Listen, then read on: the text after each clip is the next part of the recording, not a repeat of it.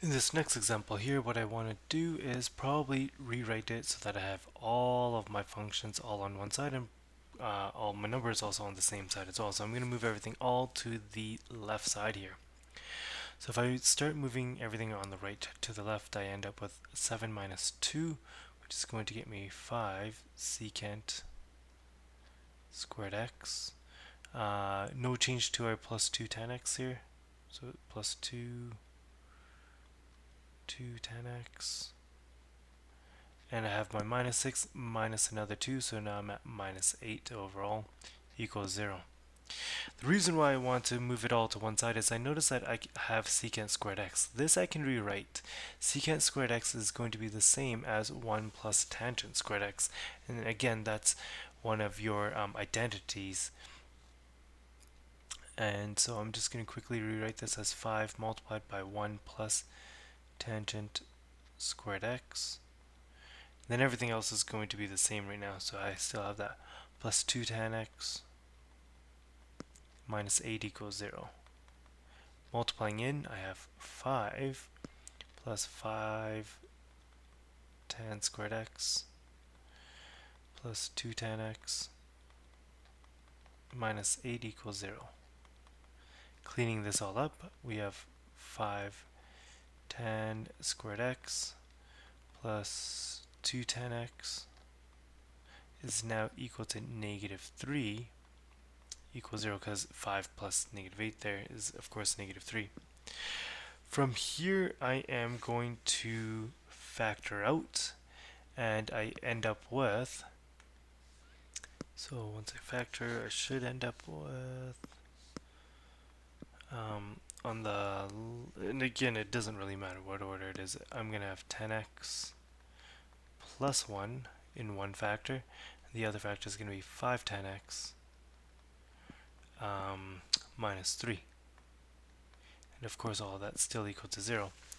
Let's evaluate both sides. So this side here, if I set the left side equal to 0, we have 10x plus 1 equals 0. So 10x is equal to negative 1.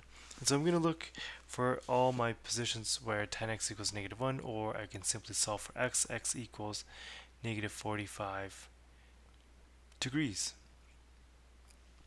Of course, we only have two quadrants where tan is equal to a negative. That's in quadrants 2 and quadrant 4 there. So in quadrant 2,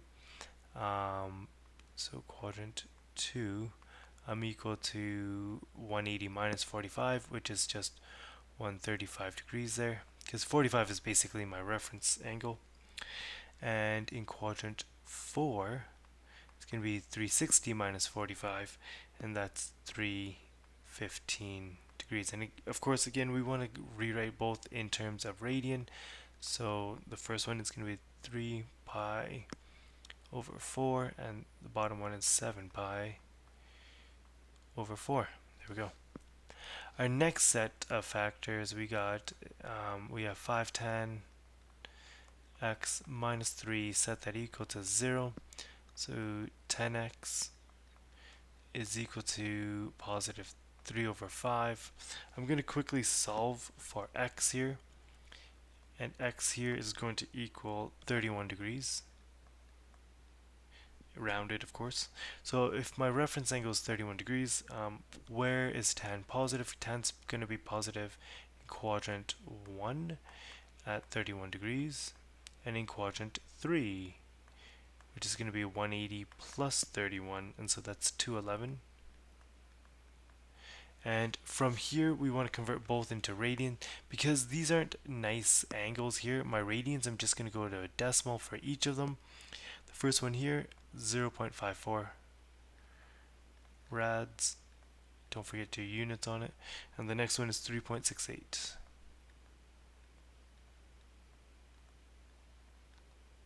And there we go. The next question here we have is determine, so this is general solution, so determine the general solution in radian for cos in this double angle x equals cos x. So first things first, let's rewrite it so that we have all coses on the same side. So we have cos 2x minus cos x equals 0. And if you look at your double angles, you have three options there for cos. Any of those three really should work.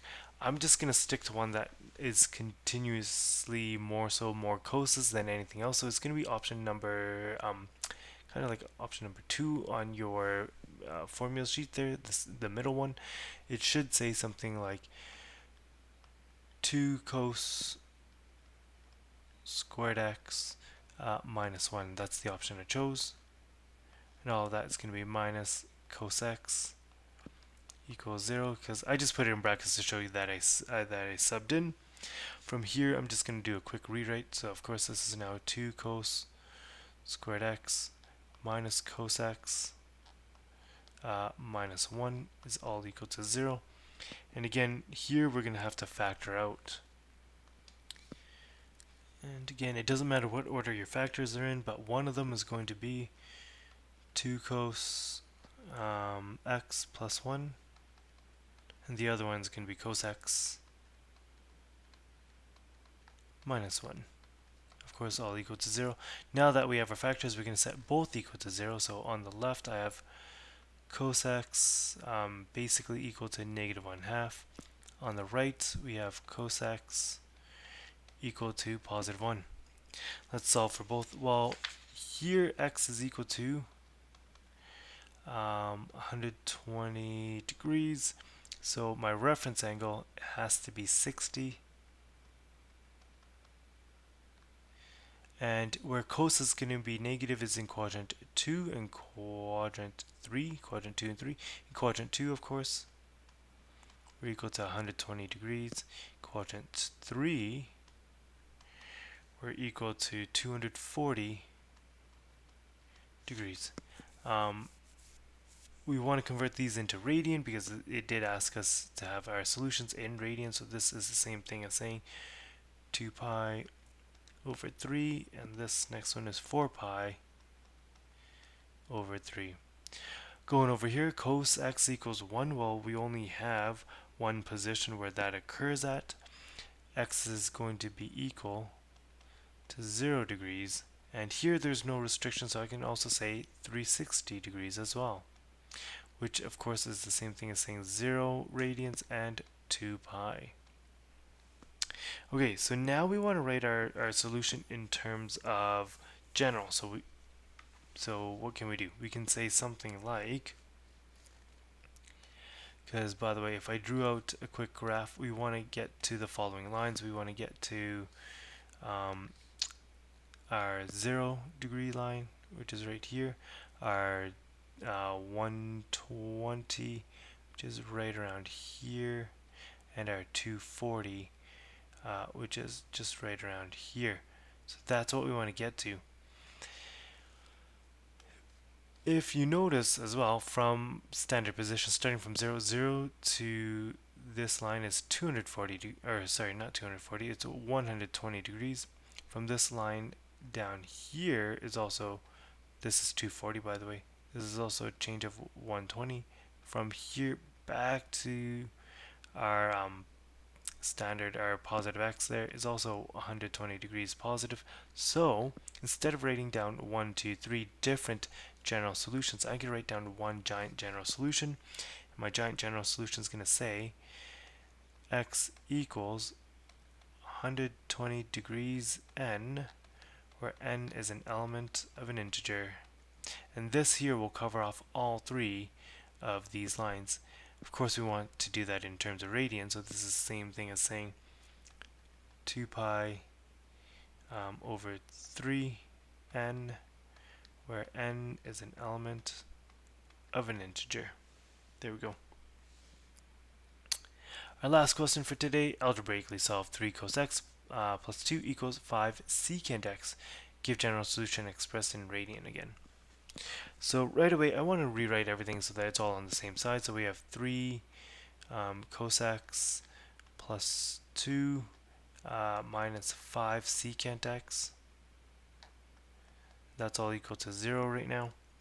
From here, secant I know is the same thing as saying 1 over cos, so I'm going to rewrite that as 2 minus 5 multiplied by 1 over cos x. that's equal to 0. From here, I want to basically combine everything, and the only way I can combine everything is if I had common denominator. So here, these two are going to be combined. This is basically common denominator cos x. Here I want to add on a cos x, and over here I want to multiply by cos x as well. So if I basically multiply everything by cos x, that's what I'm doing. I'm going to take this entire equation, the whole thing here, multiply everything by cos x. There we go. And so over here you'll end up now with 3 cos squared x plus 2 cos x minus 5 equals 0, because this cos x and this one will basically cancel each other out. From here you end up with the two following factors. You could have, and again in any order, you have 3 cos x plus 5 as one factor, and the other factor should have been cos x